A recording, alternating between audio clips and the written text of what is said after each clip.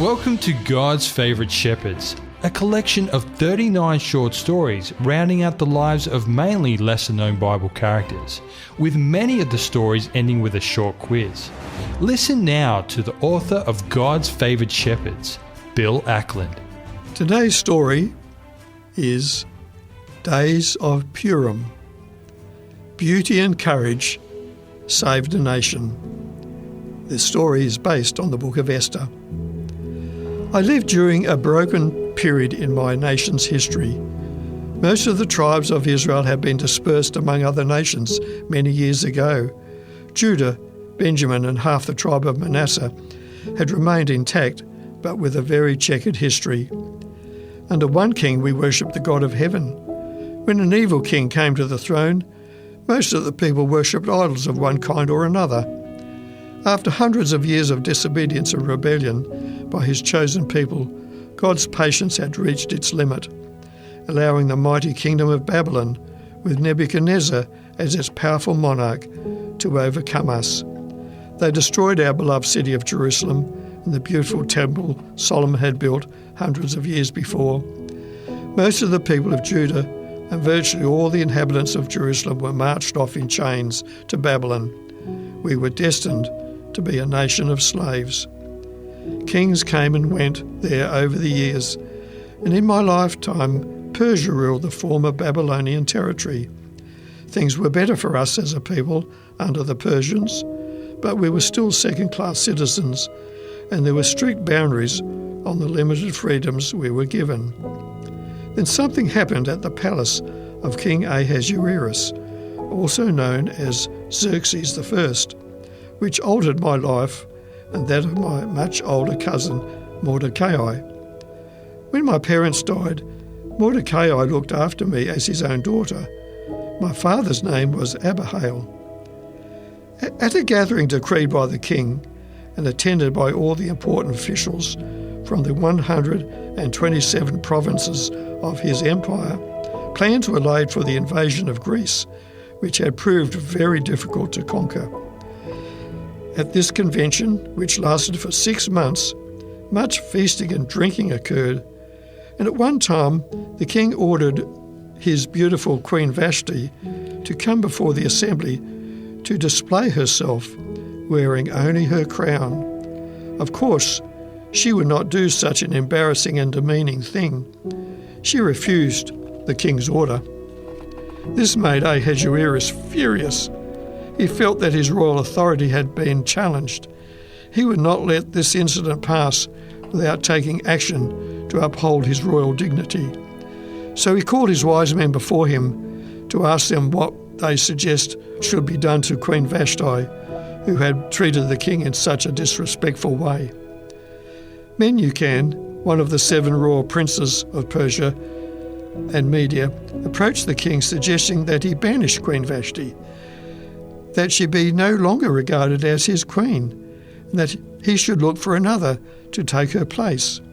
If he did this, then the women of his empire, be they wives of prominent men or not, would learn that they should respect and obey their husbands, and law and order would be maintained throughout the empire.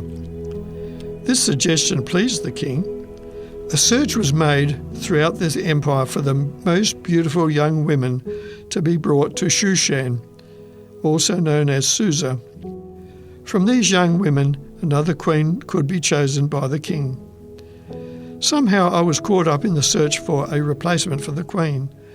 I was sure that I would not be chosen, as there were so many beautiful young women in the empire. Who would take notice of me? Imagine my disbelief when, a year later, having been presented to the king, he chose me as the one to replace Queen Vashti.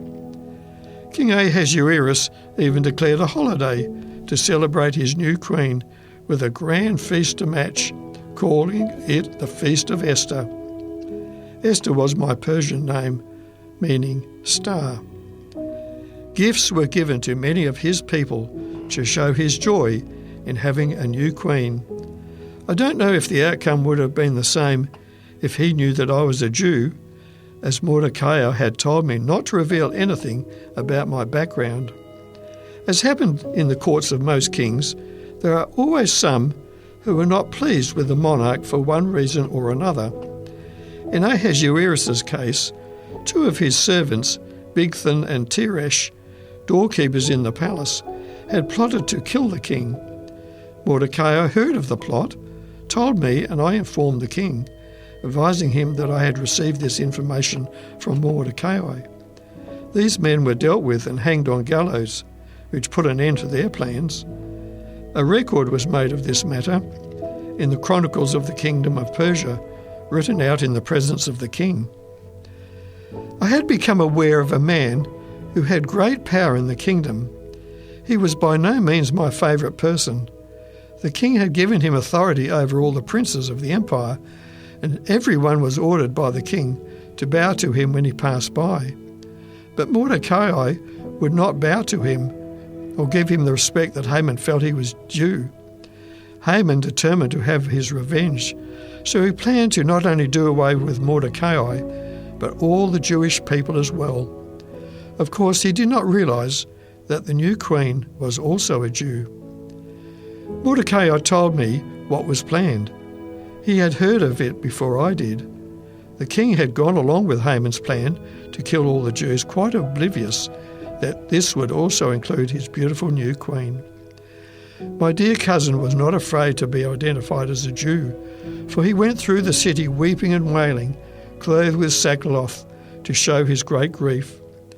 Mordecai told me that I would have to go into the king's presence, unannounced, to plead for the lives of my people. If the king did not extend his royal scepter, then I would be put to death. Whether that eventuated or not, I was willing to do this, for my cousin said perhaps it was for this reason I had come into such a prominent position in the kingdom at this very time. I thought quickly of a plan that I hoped would be successful. With God's blessing, I would ask the king if he and Haman would attend a banquet I had prepared to honour them. Thankfully, the king not only extended his scepter to me, but also accepted my invitation to a special banquet in his honour. Naturally, it was a banquet fit for a king. King Ahasuerus suspected that there must have been something more than an invitation to a banquet on my mind when I came into his presence without an invitation. He asked me what was it that I wanted to ask him. I replied by inviting him and Haman to another banquet the following day. I assured the king that I would tell him what was on my mind then. With a quizzical look on his face, the king assured me that he would be there and that Haman must attend too. Unbeknown to me at the time, Haman had taken steps to personally put Mordecai to death by building the tallest gallows that had ever been built, over 20 metres high. That night, the king was restless and could not sleep, no matter how hard he tried. So he ordered one of the servants to bring the book of the Chronicles of his kingdom to read to him. When the man read of the plot to kill the king, and that nothing had been done to reward Mordecai, who had uncovered the plot, the king was determined to honour him. Before he could say what should be done, Haman came to visit the king. As soon as Haman stood before him, the king asked him a leading question: "What should be done for the man whom the king wishes to honour?" Thinking that there was no one else except himself that the king wished to honour, Haman outlined a plan to the king that he felt would show to the people what a favourite he was with the king. Imagine his shock when the king told him that he should now go and personally carry out this plan and honour Mordecai in this way. Haman could not imagine anything more demeaning to his dignity than leading this man around the city on one of the king's horses. This was the very man whom he hated so much.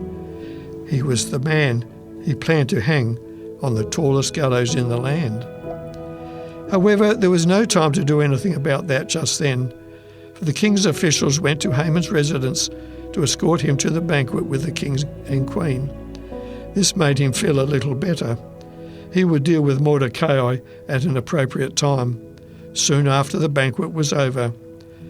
So the banquet proceeded smoothly in harmony with royal protocol, but the king was anxious to know the real reason Esther had approached him in the first instance. He asked me again, "What is it you wish to ask me, Queen Esther? I assure you your request will be honoured. I will even give you up to half of my kingdom." Inwardly terrified, but outwardly composed, I told the king what had been planned against my people. Shocked, the king demanded I tell him who was behind such a wicked plan that would involve killing the queen, as well as many people of his empire. "It is this wicked Haman, O king," I replied. The king immediately got up from his couch and strode out into the royal garden nearby to try to compose himself and determine what should be done. He returned soon after, finding that Haman had fallen onto the couch beside me, appearing to be in a position to seduce me. The king could not contain his rage any longer. He ordered Haman to be hung on the gallows Haman had built for Mordecai. The Jews as a people were saved from death. God has helped me to fulfill his will for them through the honoured position I held in the empire. I was glad to see that my cousin was also honoured by the king. Mordecai was the one who had cared for me for much of my childhood and young womanhood.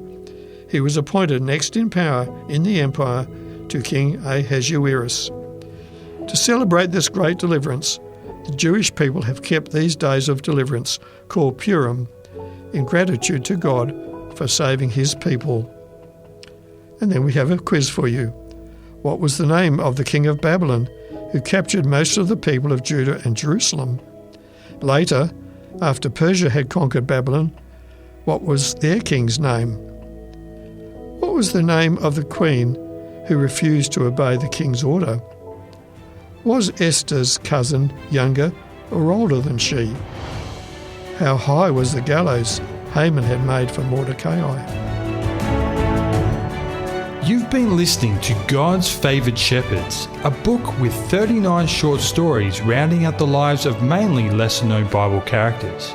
If you have any comments or questions, or to obtain a copy of this book, give us a call within Australia on 02 4973 3456 or send an email to radio@3abnaustralia.org.au. We'd love to hear from you.